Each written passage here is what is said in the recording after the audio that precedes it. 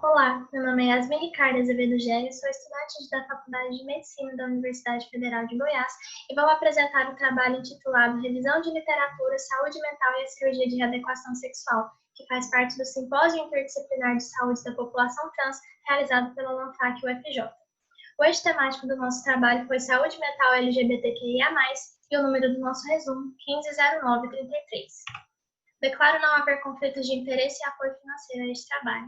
As autoras deste resumo foram Ana Carolina Agreste da Silva Maquino como autora principal, discente do curso de Medicina da Universidade Federal de Jataí, eu, Yasmin Ricardo Azevedo Gério, como coautora, discente da Faculdade de Medicina da Universidade Federal de Goiás, e nossa orientadora, professora e mestre Adriana Assis Carvalho, docente do curso de Medicina da Universidade Federal de Jataí.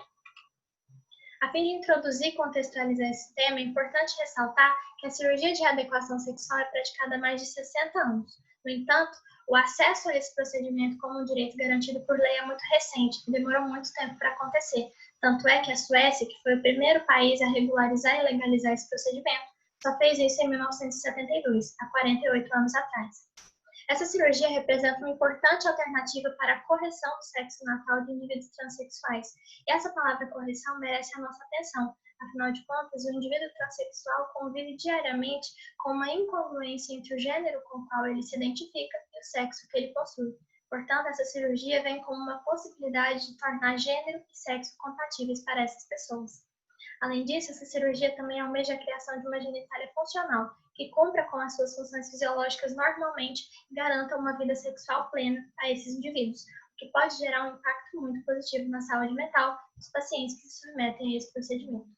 O objetivo do nosso estudo foi realizar uma busca bibliográfica de estudos que avaliassem os aspectos psicológicos envolvidos nessa cirurgia, o que nos possibilitou analisar os motivos que levam à realização desse procedimento, os entraves existentes na relação entre profissional de saúde e paciente no acompanhamento para a realização da cirurgia e os benefícios que essa cirurgia pode trazer à qualidade de vida, consequentemente, à saúde mental de indivíduos transexuais. Nós realizamos uma revisão integrativa de literatura a partir de uma pesquisa realizada na plataforma Bireme, utilizando os seguintes descritores: cirurgia de readequação sexual, transexualidade e psicologia. Isso nos resultou 49 artigos publicados nos últimos 5 anos, dentre os quais nós selecionamos 12 para análise final, a partir de uma exclusão de trabalhos de conclusão de curso e exclusão também de artigos que não correspondessem aos objetivos da nossa revisão. A partir dessa seleção, nós obtivemos os seguintes resultados. Dentre os 12 artigos, nós obtivemos 13 países relacionados à confecção desses artigos, assim como mostra a tabela 1. A Holanda sozinha publicou 2 artigos, a Espanha sozinha também publicou 2, totalizando 4 artigos. Além disso, a Dinamarca, Itália, Irã, Suécia, Brasil e Estados Unidos, sozinhos, cada um publicou 1 artigo. E os conjuntos de países Bélgica, Alemanha, Noruega e Holanda publicou 1, e o conjunto de países Índias Ocidentais, Polônia e Estados Unidos também publicou 1 artigo, totalizando 8 artigos. Assim como mostra o gráfico 1, dentre os 2 artigos que nós selecionamos, foi possibilitado a nós perceber que 2015 foi o ano em que houve maior número de publicações, com 4 artigos publicados, seguido de 2017, com 3 artigos publicados.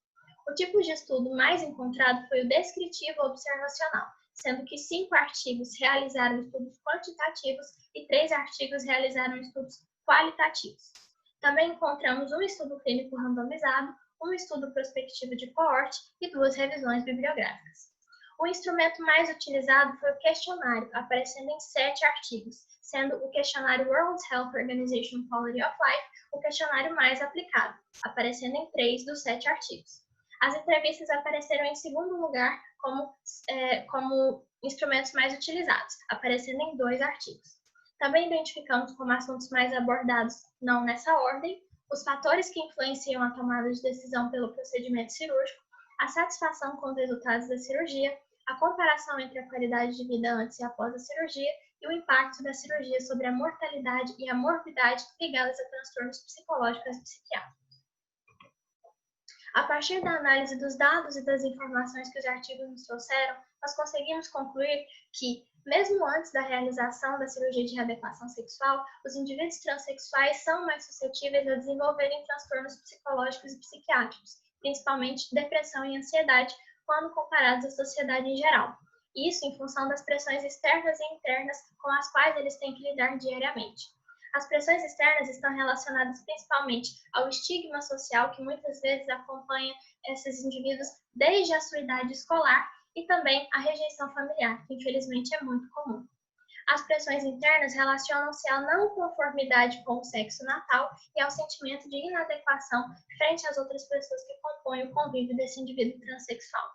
Quando a gente traz essa realidade para dentro do contexto da cirurgia de readequação sexual, nós percebemos que esse estigma social muitas vezes contamina até mesmo a equipe profissional que é responsável por acompanhar esses indivíduos durante o processo que culmina na realização da cirurgia. Infelizmente, é muito comum a presença de profissionais de saúde com pouco treinamento para lidar com as particularidades que envolvem o cuidado com uma pessoa transexual, o que faz esses profissionais muitas vezes adotarem posturas preconceituosas, não tendo nem mesmo a sensibilidade de perguntar para esses pacientes de qual nome ou de qual pronome eles gostariam de ser chamados. Também é muito comum a negligência em relação à orientação a respeito das possíveis complicações e dos possíveis desdobramentos negativos da cirurgia, o que pode levar a um choque entre expectativas e resultados por parte dos indivíduos que se submetem a esse procedimento, principalmente no ano que sucede a cirurgia, que é um ano em que esses indivíduos estão se recuperando, e é um ano em que é muito comum aparecer alterações miccionais e perda da independência na hora de realizar atividades que eram antes rotineiras para essas pessoas. Todos esses fatores juntos podem tornar a cirurgia de readequação sexual uma experiência traumática para esses indivíduos. E isso pode, inclusive, agravar possíveis transtornos psicológicos e psiquiátricos que esses indivíduos tivessem antes da realização da cirurgia.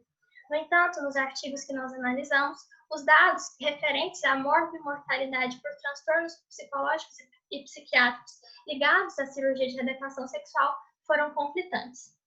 Apesar disso, a gente conseguiu observar que a maioria dos pacientes que realizam a cirurgia de readequação sexual apresentam uma satisfação muito grande com os resultados da cirurgia, principalmente por causa das melhoras que essa cirurgia gera na autoimagem e na autoestima dessas pessoas. Afinal de contas, essa cirurgia permite um alinhamento entre a psique e o corpo físico. Além disso, também podemos observar uma melhora significativa na qualidade de vida dessas pessoas, nos aspectos que se relacionam à vida sexual, ao sentimento de liberdade e também às relações sociais que essas pessoas possuem. Alguns estudos trouxeram, inclusive, que houve uma melhora na frequência das relações sexuais e também uma melhora no momento de atingir o orgasmo. Isso ficou muito mais frequente depois da realização da cirurgia. E isso, claro, pode gerar um impacto muito positivo sobre a saúde mental dessas pessoas.